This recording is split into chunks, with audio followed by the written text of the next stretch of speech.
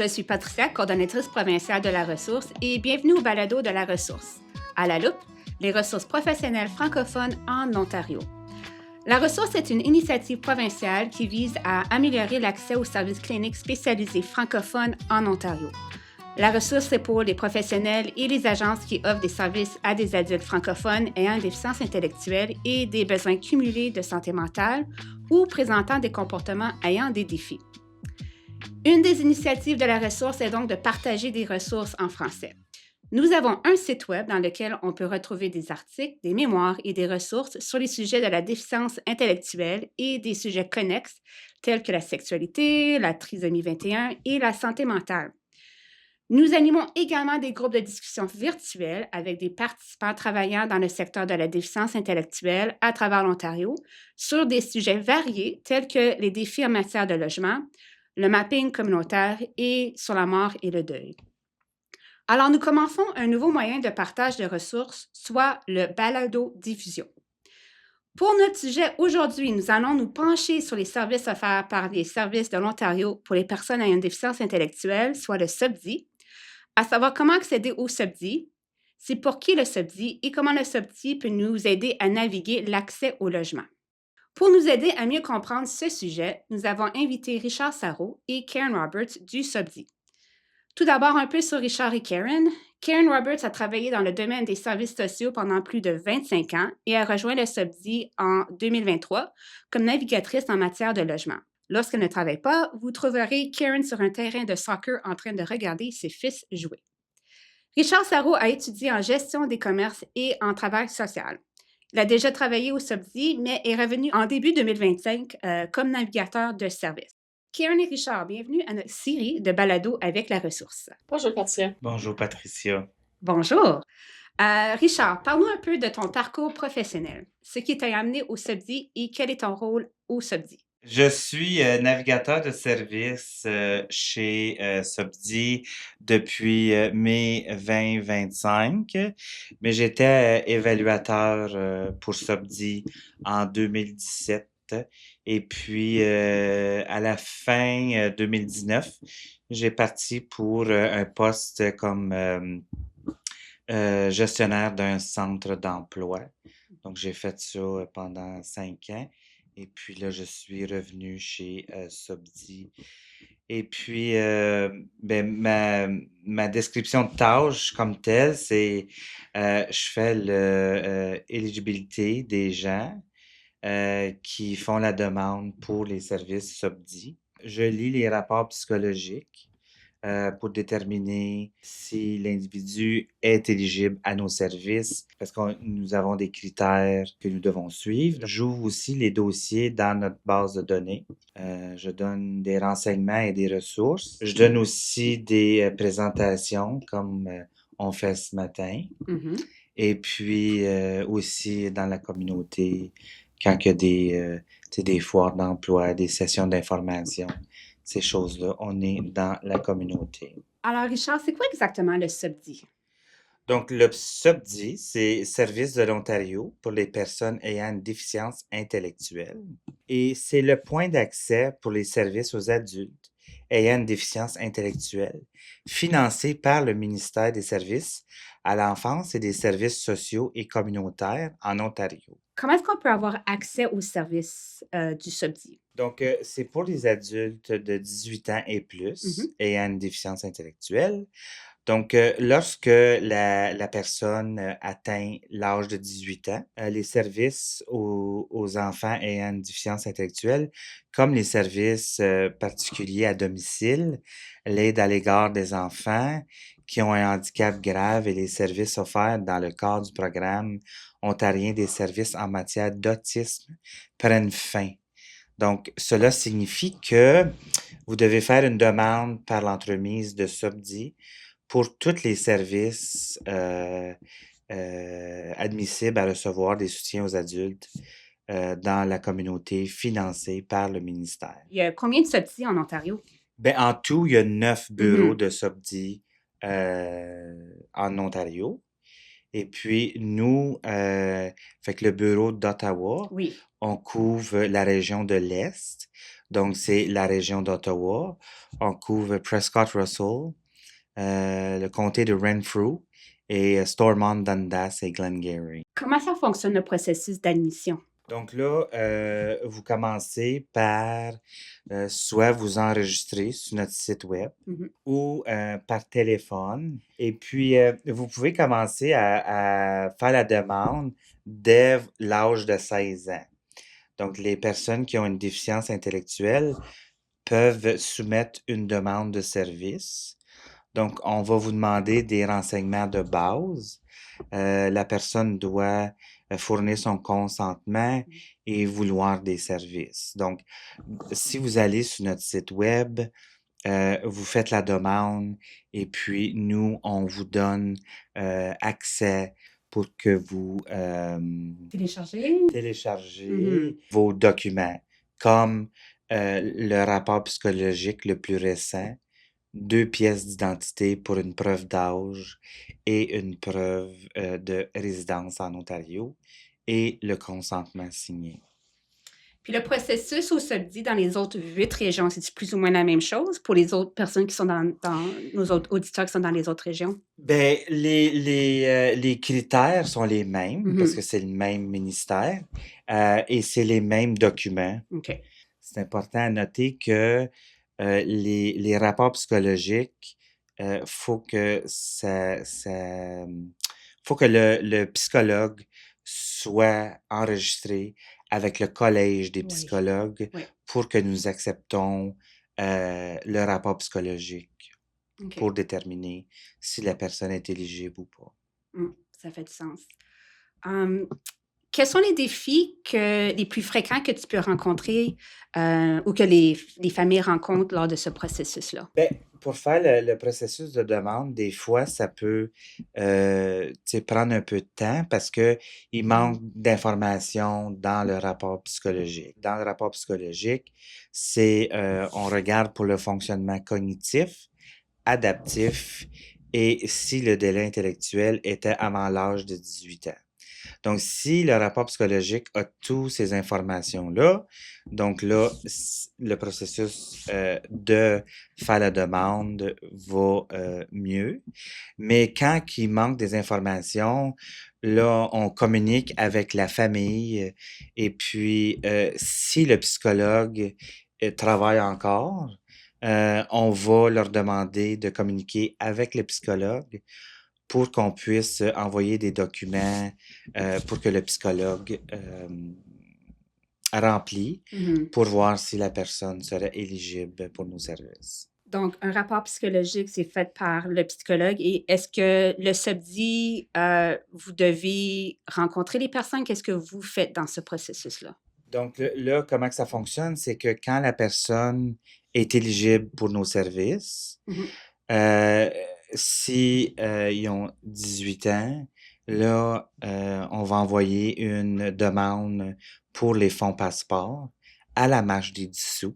Oui. Ensuite de ça, ils vont recevoir un appel de notre administration chez SOPDI pour faire 2 rendez-vous. Donc, il y a 2 évaluations à faire. La première évaluation, c'est apprendre à connaître la personne. Et puis, qu'est-ce qu'il aime pas, ou qu'est-ce qu'elle aime pas. Aussi, son dossier médical, tu sais.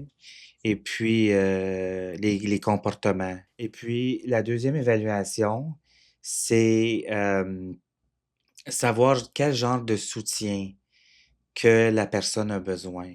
Fait qu'ils vont regarder dans tous les aspects de la vie, là, de la personne, puis ils vont donner un score pour voir quel genre de soutien que la personne a besoin. Et puis, donc, quel est le rôle du SOPDI justement dans l'accès à ces soutiens-là ou dans les services communautaires?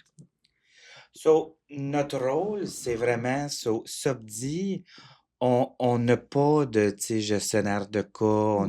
Nous, notre emploi, c'est d'envoyer des demandes aux agences dans la communauté. Fait que pour Comme exemple, ça serait dans la région de Prescott-Russell, ben, si vous voulez, tu sais, si la famille ou l'individu veut avoir gestionnaire de cas, ben, on va envoyer la demande à Valoris. Mhm. Si la personne reste dans les comtés de Stormont, Dundas et Glengarry, on va envoyer la demande de gestionnaire de cas chez Inspire Community Support Services. OK. Si la personne demeure à Ottawa, on va envoyer la demande à Service des coordinations. À quelle sorte d'autres programmes ou communautaires que les gens ont accès? Ben, donc, les programmes que nous, on peut envoyer des demandes, donc ça serait programme de protection des adultes. Fait Mhm. qu'un travailleur du programme de protection des adultes peut vous rencontrer régulièrement pour apprendre davantage sur les soutiens communautaires et les services financés par le ministère, déterminer vos points forts et vos besoins, tenir au courant des mesures de soutien et vous diriger vers celles dont vous avez besoin. Mhm. Et puis développer des aptitudes à la résolution du problème et à la vie quotidienne. Donc le budget, l'apprentissage, l'utilisation du transport en commun. Il y a aussi les services de thérapie comportementale. Donc ça, c'est évaluer votre capacité à être autonome et mettre en pratique vos compétences Mhm. dans la vie quotidienne. Élaborer et évaluer votre plan de soutien au comportement. Offrir la formation sur les stratégies comportementales à votre fournisseur de soins et à d'autres soutiens. Et puis, enseigner des stratégies de soutien pour prévenir une crise. Mhm. Donc, on a aussi service de gestionnaire de cas. Donc, un gestionnaire de cas travaille avec vous et votre famille pour coordonner les services et les soutiens formels et informels afin d'atteindre vos objectifs uniques. Et ces services sont souvent fournis à court terme, qui veut dire que le gestionnaire de cas ou la gestionnaire de cas va être à votre disposition quand vous l'avez besoin, si vous avez des questions ou ces choses-là. Mais quand vous voyez ou quand le gestionnaire de cas va voir que OK, il n'est pas vraiment utile pour l'instant, là, ils vont fermer le dossier. Mais si jamais que l'individu a besoin d'un autre gestionnaire de cas, mettons, vous appelez SOBDI et SOBDI va envoyer la demande de nouveau à l'agence appropriée dans la région que vous demeurez. Et puis, là, vous allez recevoir le service de gestionnaire de cas. Et puis, planification gérée par la personne. Mhm. Donc, un plan géré par une personne examine les rêves et les objectifs des individus avec le soutien d'un organisme ou d'une autre personne de soutien. C'est un plan dirigé par une personne qui vous aide à trouver les outils et le financement dont vous avez besoin pour arriver à votre objectif ou à vos rêves.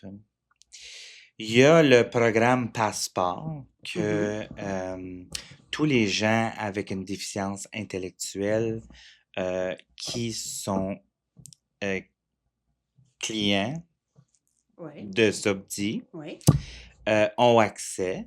Donc, quand la personne est éligible pour SOBDI et ont 18 ans, ils peuvent avoir accès au fonds Passeport.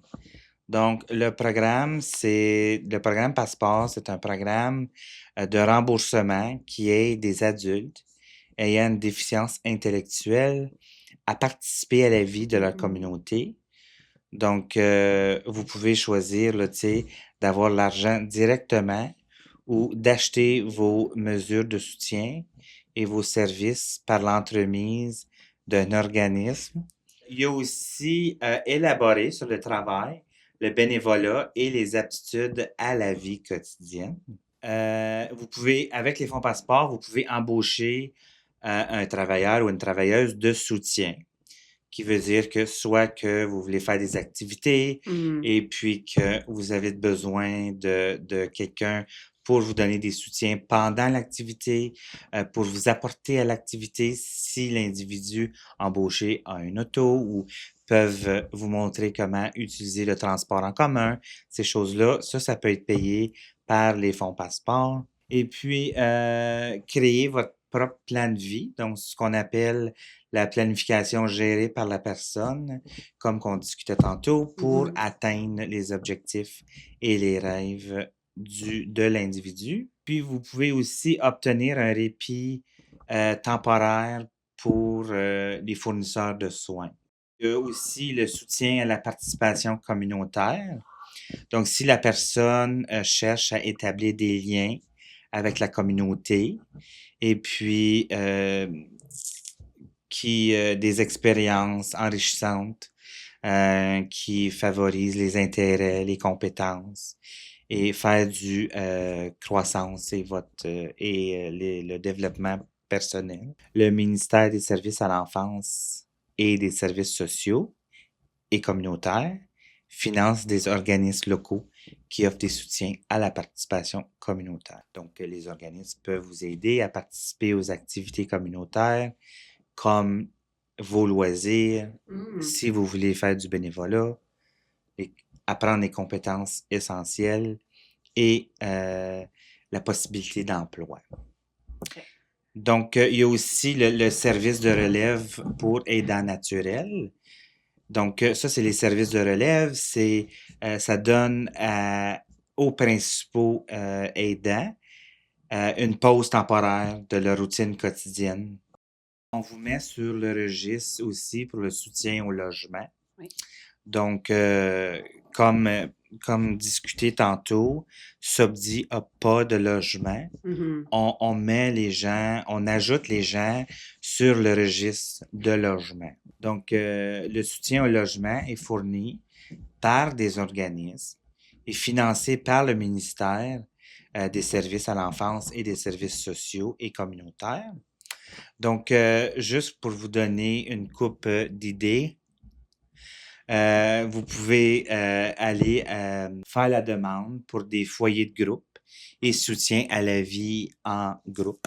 Donc, ça, c'est des foyers de groupe, les individus demeurent avec quelques autres personnes qui n'ont pas de lien de parenté. Il y a un soutien 24 heures par jour dans les foyers de groupe. Et puis, les accommodations sont en fonction des besoins et de la capacité de la personne. Et puis, il y a soutien à la vie autonome. Donc, nous, on appelle ça un SIL. Donc, c'est la personne vit de façon plus autonome. Donc, soit qu'ils ont leur appartement ou leur maison. Et l'individu peut recevoir de 2 à 10 heures d'assistance par jour chaque semaine. Et puis, le dernier, c'est famille d'accueil, soutien à la vie d'une famille haute, qui veut dire que la personne vit avec une famille qui fournit des soins et des soutiens, sont encouragés, sur l'individu qui demeure là, sont encouragés à devenir un membre actif de la maison. Et puis, vous êtes jumelé à une famille qui a des intérêts, des besoins et un mode de vie similaire que la tienne. Donc, ça, c'est les services résidentiels. Avant de compléter ma partie, je voulais juste faire une note que c'est vraiment important que les gens savent que SOBDI est l'accès aux services et que nous offrons pas des soutiens directs comme par exemple gestionnaire de cas, gestion de comportement, les services résidentiels. Par contre, notre rôle, c'est de compléter les demandes de services aux agences qui offrent ce service. Donc, notre équipe de navigateurs de services est à leur disposition aux familles, aux individus, afin de les aider à naviguer le système, provenir des ressources, s'assurer que leur dossier soit à jour. Excellent, bien, merci beaucoup, Richard. Ça me fait plaisir. Donc, Karen, Richard avait mentionné le registre à trouver un logement, mais avant que tu nous présentes ce programme, est-ce que tu peux nous parler un petit peu de ton parcours qui t'a mené au SOBDI? Oui, merci beaucoup, Richard. Il y a beaucoup d'informations à partager. Absolument. Avant de commencer à SOBDI, j'ai toujours travaillé comme intervenante de soutien direct dans des foyers de groupe et des programmes de jour, plutôt à Ottawa. Mais comme tu avais déjà mentionné, en 2023, j'ai commencé à SOBDI comme navigatrice en matière de logement.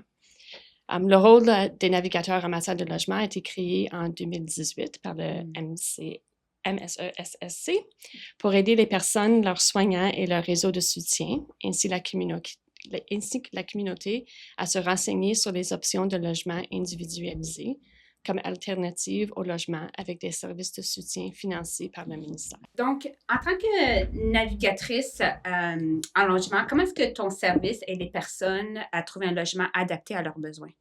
Nous essayons de trouver des options créatives qui sont en dehors des services financés par le ministère. Alors, on encourage les gens à remplir le formulaire de demande pour le registre de logement subventionné, qui est géré localement dans les communautés, partout dans la province, et on peut les aider à les remplir aussi. Même si nous ne fournissons pas des soutiens et des services, nous fournissons des informations et des ressources sur les différents programmes qui sont disponibles dans nos régions.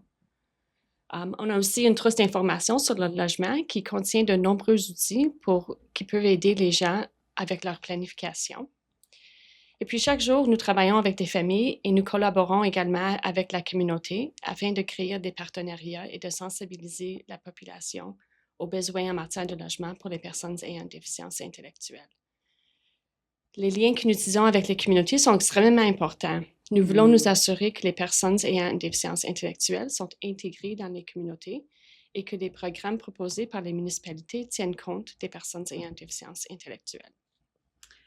Et les personnes ont accès à quel type de logement? Je sais que Richard l'a mentionné, mais est-ce que tu peux peut-être élaborer un petit peu plus sur ça? Oui, mais tous les types de logements devraient être disponibles et c'est important que les personnes aient le choix. Bon Alors, oui. En attendant les services financés par le ministère, nous, les navigateurs en matière de logement, fournissent aux familles des informations et des ressources dont elles ont besoin pour envisager d'autres solutions dans la communauté, comme alternative au logement avec des services de soutien financés par le ministère. Comme Richard l'a mentionné, le SOBDI n'a pas d'accès à des logements, mais nous établissons des liens avec les gestionnaires de services, les promoteurs immobiliers, les ressources externes rémunérées et les membres de la communauté afin de connaître les programmes disponibles et de fournir des informations, des ressources aux familles et aux aidants. Puis comme je viens de mentionner, nous encourageons les personnes à s'inscrire au registre de logement subventionné.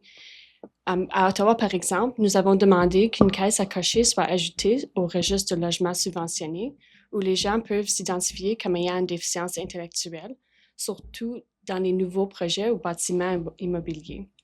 Et nous plaidons auprès des différentes municipalités pour être inclus dans les groupes prioritaires. Donc, ce registre du logement, c'est subventionné, donc c'est pour tout le monde et non juste pour les personnes comme déficience intellectuelle. Oui, chaque municipalité a leur propre registre de logement subventionné. Fait que ça dépend du municipalité ou de la région. OK, donc c'est pour ça que vous avez demandé une cause pour les personnes comme déficience intellectuelle. Oui. Ah, intéressant. Tu devrais revenir si jamais ce registre ajoute cette case-là, ce serait intéressant à savoir. Donc, comment est-ce que tu collabores avec les familles puis les réseaux de soutien? Alors, nous partageons nos ressources et nos informations avec les familles et les réseaux familiaux. Nous encourageons le travail et les initiatives proposées par les réseaux familiaux et mettons en contact les familles. L'un de nos réseaux familiaux à Ottawa, Raffaello, a récemment présenté une demande de subvention pour des initiatives familiales que nous avons soutenues. Nous avons collaboré avec les familles du bâtiment Mekinac, que je vais parler un peu plus tard, à Ottawa. On a organisé des séances d'information, puis une rencontre afin que les locataires aient l'occasion de faire connaissance avec leurs voisins, pour ceux qui ont emménagé dans le bâtiment. Nous consultons avec les familles au sujet des ressources disponibles. Et comme vous pouvez le constater, nous travaillons quotidiennement avec les familles, mais nous travaillons également au sein de la communauté afin de nouer des partenariats et de sensibiliser la population aux besoins en matière de logement des personnes ayant une déficience intellectuelle.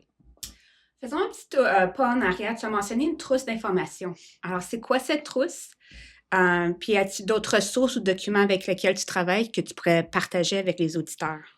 Oui, on a créé la trousse d'informations sur le logement, qui est une bibliothèque de ressources de logement pour aider à créer un plan de logement. Nous avons cherché à créer quelque chose qui puisse être utilisé pour soutenir les gens, peu importe où ils sont dans leur parcours de planification. C'est une ressource vivante, ce qui veut dire que nous la modifierions et ajouterons de l'information au fur et à mesure que des nouvelles ressources deviendront disponibles, qui arrivent souvent. Oui, hein? On a créé aussi des vidéos d'apprentissage qui peuvent être trouvées sur notre site web sous le lien des ressources. Et vous pouvez regarder ces vidéos seules quand vous le souhaitez et les revoir autant de fois que vous le souhaitez. Et nous nous tenons informés des nouvelles ressources comme l'allocation Canada-Ontario pour le logement, le programme Rénovation Ontario. On participe aux conférences de ONFA, the Ontario Non-Profit Housing Association, chaque année. Nous intervenons lors des conférences sur le logement. Nous organisons aussi un forum sur le logement. Nous collaborons avec l'Agence du revenu du Canada, l'Emploi et Développement social Canada et Services Canada pour donner des informations sur leurs programmes. On parle aussi avec les cliniques juridiques et les subventions, les prêts pour les rénovations et les informations sur les logements secondaires. Puis aussi, comme Richard a des ressources à partager, tu pourrais aussi peut-être nous les partager, puis on va les inclure dans l'infolette de la ressource. Comment est-ce que tu utilises l'approche centrée sur la personne pour justement bien soutenir les personnes dans ce processus? Nous fournissons les ressources et créons un espace où les individus peuvent être entendus et créer leur propre plan. L'approche centrée sur la personne est la base du plan de logement de chacun. Notre trousse d'informations sur le logement contient plusieurs documents destinés à aider les personnes à élaborer leur plan de logement, tels que à propos de moi, ma vision du logement, mon plan de logement et de soutien. Tous ces documents peuvent être trouvés dans la trousse sous la section des ressources. Excellent. Puis, parlant de justement trouver le logement approprié pour la personne, est-ce que tu peux nous partager une histoire de réussite ou un exemple concret d'un cheminement de la personne vers un chez-soi? Il y a souvent plusieurs éléments qui doivent s'assembler lorsqu'il s'agit de logement, comme les liens avec les municipalités, le registre des logements subventionnés et nos conversations avec les familles. En janvier 2024, comme j'ai mentionné tantôt, il y avait un nouvel immeuble de logement abordable qui a ouvert ses portes, qui était administré par la Société de logement communautaire d'Ottawa. Alors, on a travaillé avec la Société de logement communautaire d'Ottawa pour remplir 10 des 45 unités qui étaient destinées aux personnes ayant une déficience intellectuelle. Et les autres unités sont destinées aux personnes âgées. Puis juste pour être clair, nous ne les gérons pas. Nous n'avons pas choisi qui éménageait. Nous avons tout simplement fait de la publicité et organisé des séances d'information sur les logements et aidé les gens à remplir les demandes. Alors, les personnes qui ont été sélectionnées à partir du registre du logement subventionné de la Ville d'Ottawa en remplissant la section et où elles pouvaient s'identifier comme ayant une déficience intellectuelle. Les locataires ne se connaissaient pas avant d'éménager, alors nous avons donc décidé d'organiser une rencontre afin qu'ils puissent échanger leur numéro d'appartement s'ils le souhaitaient. Puis aujourd'hui, ils vivent les uns sur les autres et ont noué des liens d'amitié et des relations naturelles avec les autres locataires de l'immeuble aussi. Ils font régulièrement des parties et partages entre eux. Quelques des résidents sont arrangés pour installer une table à l'entrée de l'édifice et distribuer des bonbons pour l'Halloween. Ah, c'est bien. Puis il y avait une autre personne qui s'est connectée avec un groupe de marche sur Facebook et fait des promenades dans le quartier avec les autres résidents. Et l'une des personnes âgées de l'immeuble s'est liée d'amitié avec tout le monde et leur a proposé de les emmener en voiture à leur rendez-vous. Ah, c'est parfait. Oui, c'est tout développé naturellement. C'est le fun à voir. Oui, non, j'avoue. Mais le revers de la médaille, est-ce qu'il y a eu des défis, justement, comme les défis les plus fréquents, disons, dans la planification du logement pour les personnes? Bien, nous reconnaissons que les personnes ayant une déficience intellectuelle ont, comme beaucoup d'autres, des difficultés à se loger, mais ils doivent en plus financer les soutiens dont elles ont besoin pour vivre de manière autonome. Je dirais que le manque de logements abordables, de moyens financiers et des soutiens sont probablement les plus grands défis, sans oublier le syndrome pas dans mon jardin. Qu'est-ce que ça veut dire, pas dans mon jardin? Quand les gens ne veulent pas qu'un certain groupe Ah, reste dans le quartier. oh, OK.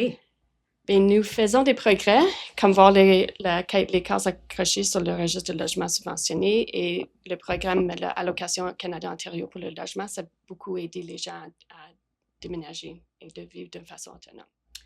Donc, trouver un logement est assez difficile pour plusieurs personnes, n'importe qui, présentement, et on ajoute justement cet élément d'une déficience intellectuelle et je ne le savais pas, ce syndrome de pas dans mon jardin, ça peut être très difficile. Mm-hmm.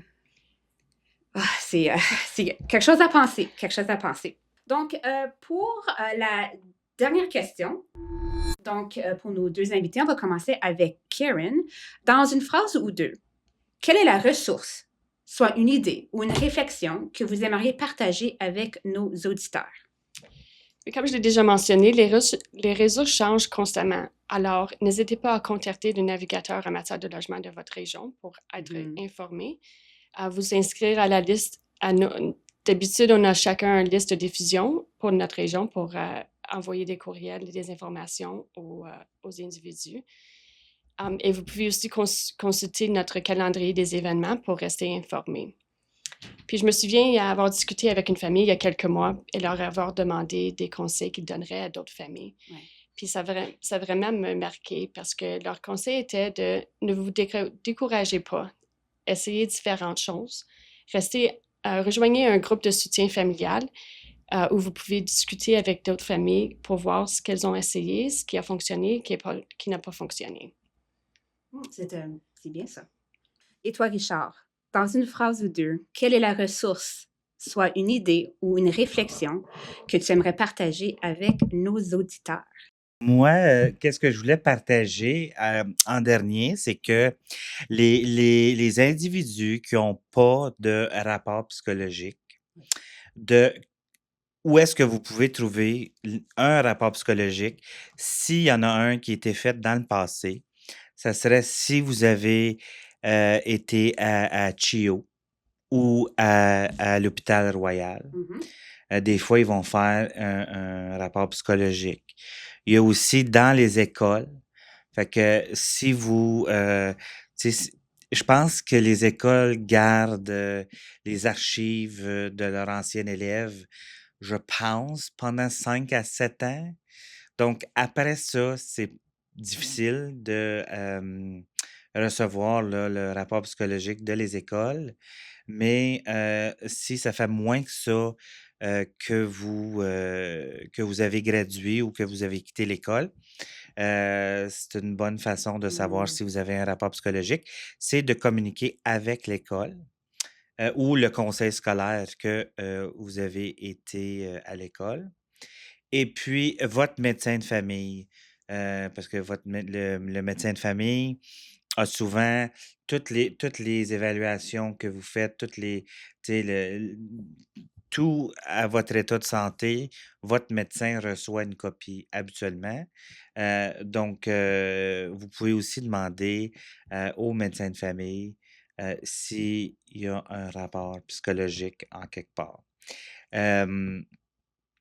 Donc, SOPDI accepte des rapports psychologiques, même si ça a été complété v'là, 10 ans, Oh, wow. 15 ans.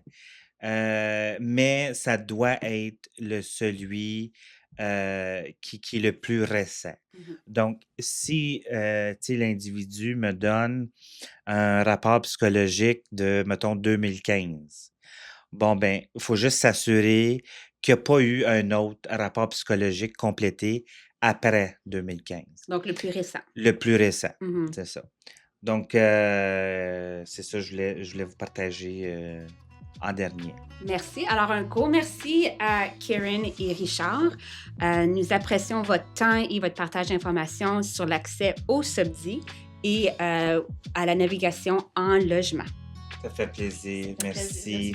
Merci. Donc, ce que je retiens de notre discussion, c'est que l'accès au SOPDI est dès l'âge de 16 ans environ est important et crucial afin d'avoir accès à des services en tant qu'adulte. Le SUBDI aide les personnes à déterminer le genre de services et de soutien dont elles auront besoin. Et un de ces soutiens est la navigation vers un chez-soi, soit un logement. Et l'accès à son propre chez-soi peut apporter des défis, mais il ne faut pas se décourager. On a d'autres balados disponibles pour votre écoute, soit sur le système de compétences, le Skill System, le système judiciaire, ainsi que sur l'employabilité. Nous en avons également en vue dans les prochains mois. Pour l'instant, les balados sont disponibles sur Spotify, Amazon Prime, Apple et YouTube et les liens des balados sont partagés sur le site web et l'infolettre de la ressource. Un grand merci à notre producteur Sébastien Larocque. Ton aide est précieuse dans la réalisation de notre série de balados. Et un grand merci à vous, aux auditeurs, de votre écoute. Les balados de la ressource, c'est de faire briller les ressources professionnelles en Ontario français. Merci et à bientôt.